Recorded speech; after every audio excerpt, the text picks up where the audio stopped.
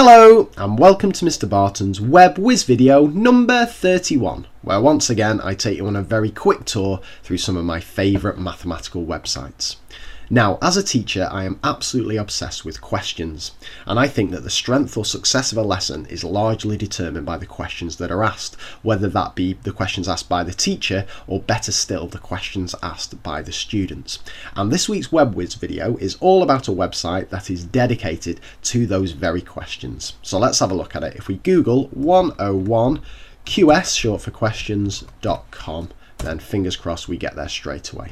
Now, a little bit of background here. This website has been set up by Dan Mayer, who is the American mathematician, and if you've ever seen his TED Talk, you'll know that he's very charismatic, and his main thing one of his main drivers is all about making students work a bit harder in lessons, making teachers be less helpful and getting the students doing the thinking for them, which I'm all in favour of. So let's have a look at this website, and it's an absolutely fascinating idea. As soon as you go onto it, every time you go onto it, you're faced with a different question here, and what you're challenged to do is just look at that diagram and just type in the first question that comes into your mind, and then if that particular one doesn't grab you, you can click skip it and a new question will come up, and again you're challenged to type in the very first question that comes into your mind, and if you're happy with your question, submit it, and then you get the next one, and so on. And what Dan is encouraging teachers all around the world to do is just come up with questions for these diagrams, and then they're all collected and collated together and available for teachers and students to use. So if I just show you some of the ones that have been collected, if I just click top 10 here, these are some of the most popular ones and also some of my favourites. Now, this website's been a little bit slow. I would love this to kick in. There we go, perfect. Right, this one's very nice, Gumballs. So if I just click on this, there's your picture. And then down here, well, we see here that 71 questions have been asked. Now, many of those questions are the same questions, teachers immediately instinctively thinking of the same things.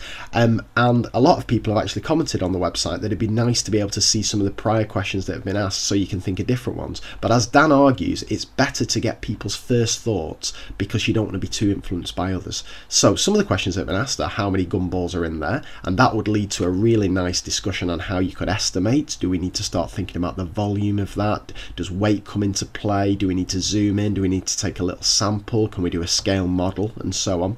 But then the questions get a lot more interesting from there. So as you see, a lot of things about how many gumballs. But if I scroll down a little bit here, how long would the flavour last if you chewed every single gumball?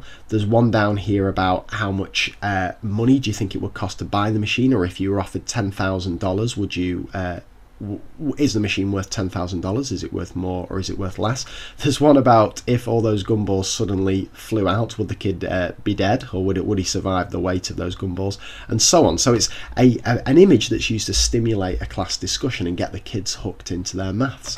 If I go back, let's have a look at this one. This is a very nice one, Domino Spiral. This one contains a video here of some dominoes falling, and if I just click play, you'll see purposely the video does not go all the way. So if I just click play, it just takes a second for it to load up, and fingers crossed this will work. It goes black and then it comes back on. Here we go.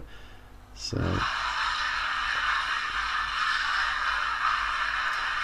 and stop it there, and then the questions start. So you've got things like how long does it take the dominoes to fall, but you've also got things like what colour is the last domino that falls over, is there a sequence, is there a pattern?